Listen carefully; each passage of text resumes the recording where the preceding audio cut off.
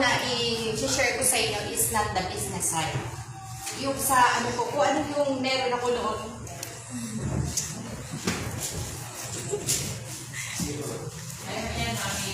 Kaya mo yan, Ma'am Bing. Kaya mo yan.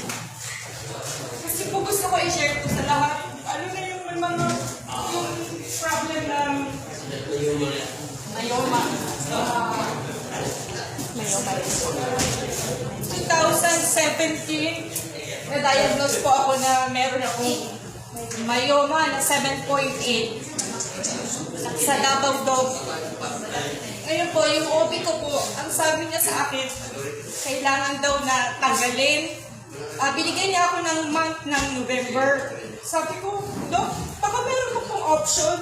Sabi niya, ganyan daw kasi po, ngayon po kasi, hindi sila nag-a-advise ng mga gamot. Then, naghanap po ako ng ibang OB. Nag-try po talaga ako.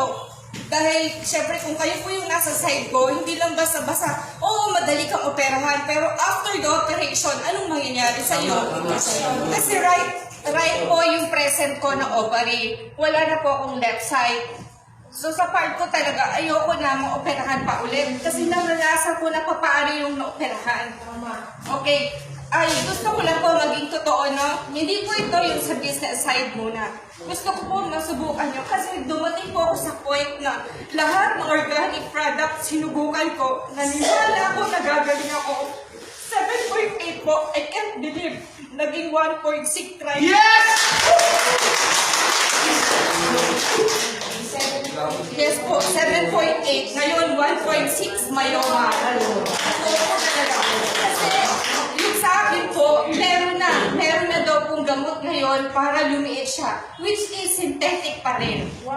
Synthetic pa rin po. Yung last na check up ko, synthetic pa rin yung ibibigay sa akin na gamot. Kaya naging positive po talaga ako kasi marami akong sinubukan. Siguro po aware kayo sa Healing Galing. Every week, magkano yung binabayad ko sa Healing Galing. Para lang po talaga subukan ko yung mga gamot na yun. Then after that, nag-try ko talaga ako. Pagpunta sa akin ni Lilia, no need to explain yan. Sige na, doon, sinubukan ko lang po. Alam niyo yung uric acid ko? Every morning po, pag gising ko na umaga, hindi ko talaga sinishare sa kanila na kung ano yung pain, kung sino po yung may uric acid, alam niyo kung anong kasakit yung, di ba? Pag gising, di ba may cramp? Tapos pag atak mo sa simento, masakit masyado, naranasan ko po talaga yan. Alam niyo yung binigay sa akin ni Lilian yung yuba? Parang gusto ko inumin na lang yung isang araw, ubusin ko ito lahat. Gusto ko lang po talaga.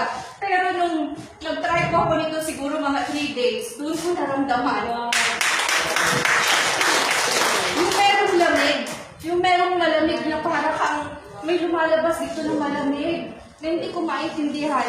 Then, before po ako mag-menstruate, pag every time po na mag-mens ako, yun yung masakit lahat. Masakit ang ulo, masakit ang hindi ko maintindihan kung ano yung nararamdaman ko.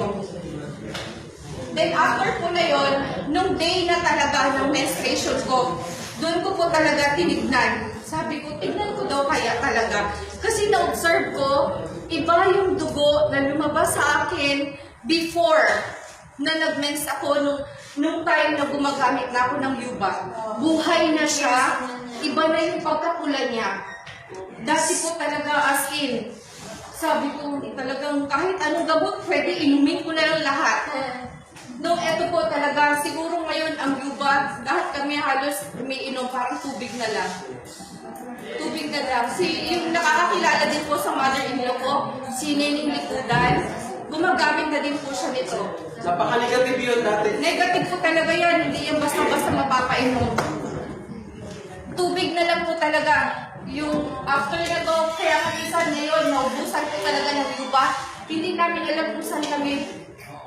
Sabi niya, saan ako bibili? Sige lang, may orderan lang kita. Kasi hindi na siya pwedeng mawala nito. Tubig na lang po talaga. Ngayon, kung pwede lang po talaga, ayoko kayong i-encourage na magsimula kayo na para sa business, pasukin to.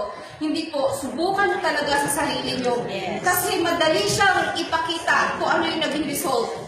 Yung pag-diagnose po sa akin ng OB-GYN ko, sabi niya, 4 months old daw yung pagkabot, parang buntis ako, malaki ang tiyan ko. para daw po akong buntis. Then, nung second OB-GYN ko, sabi naman sa akin nung isa, parang 2 months na daw. So, nabuhayan ako ng loob kasi yung 4 months ko, nung pagbalik ko sa ibang OB, 2 months na lang daw yung parang buntis. So, ibig sabihin, medyo lumiit yung tiyan ko. Then, nung sabi ko po talaga, itatry ko lahat ng organic. Basta ang importante po, kung ano organic o kahit lalo na po sa yuba, maniwala lang talaga kayo na gagaling kayo. Yes. Kasi kahit anong gamot yan, hindi kayo maniniwala, wala pong effect talaga yan. At saka ito po, ito, dati, siguro po sabihin ko sa inyo, pag bumibili ako ng napkin, parang meron kaming isang plastic, puro napkin. Hindi mo alam kung anong gagawin mo dun sa napkin kasi po pag nagme-mensa ko, parang gusto ko 1 oras, 2 oras palit. Kasi lakas, iba po yung may mayoma. Iba talaga. Kaya yung sa may mga nararamdaman, huwag niyong baliwalain. Baka akala niyo malaki lang yung tiyan niyo, pero yung pala may mga bukol na kayo dyan, may mga mayoma, mahirap talaga. Kaya ngayon pa lang po, etong yuba talaga, malaki talagang tulong sa akin ito.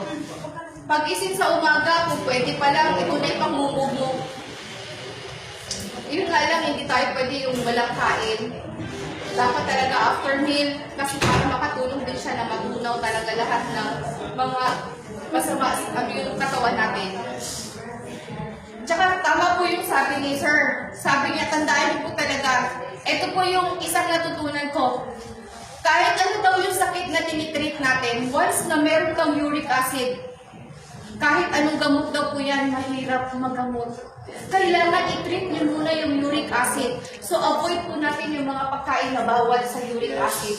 Lahat ng bukol galing sa uric acid. Yung bukol po na maliit lang, subukan mo, pataasin mo uric acid mo, lalaki daw po talaga yan. So mahihirapan ka ng i-treat. Talaga, yung uric acid ang number 1. So, yun lang po, medyo emotional talaga ako na mag-share sa inyo ng testimony ko, which is yung po talaga yung totoo. So, yung sa business side naman po, hindi ko talaga rin ito inaasahan na ito yung mangyayari. Siyempre po, sa akin, networker na rin po talaga ako. Pero matagal na panahon,